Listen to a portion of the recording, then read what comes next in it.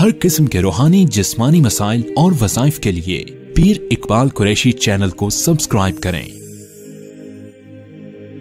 پیر اقبال قریشی۔ بسم اللہ الرحمن الرحیم۔ بلڈ پریشر کا مرض آج کل بہت کثرت سے پایا جاتا ہے۔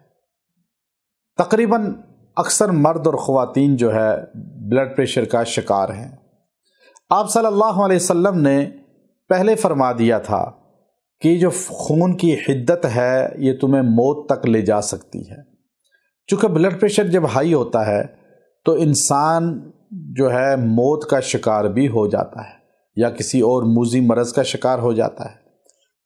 انسان کے جسم کے اندر اللہ رب العزت نے جو خون کو خاصیت دی ہے تو خون کے ساتھ ایک چیز کو جوڑا ہے کہ انسان کے جسم میں جنات شیاطین یہ مجری الدم یعنی خون کے ساتھ گردش کرتے ہیں۔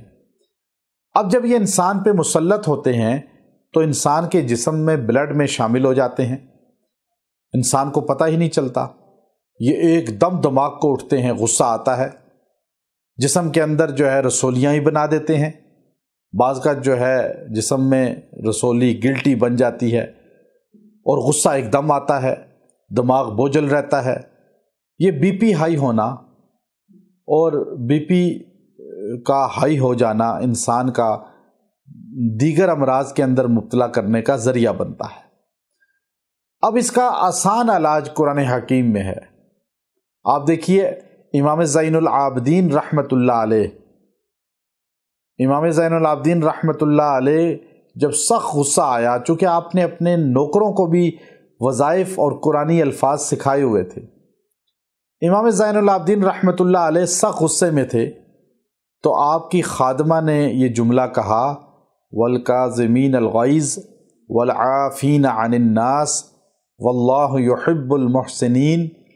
تو ایک دم آپ کا غصہ ختم ہو گیا اور آپ نے فرمایا جاؤ تمہیں آزاد کیا۔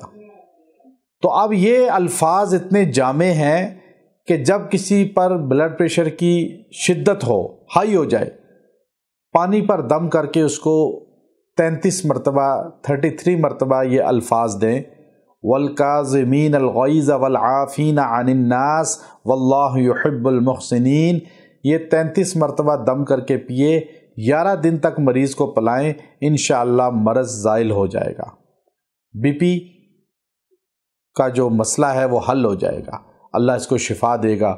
وآخر دعوانا ان الحمد للہ رب العالمین۔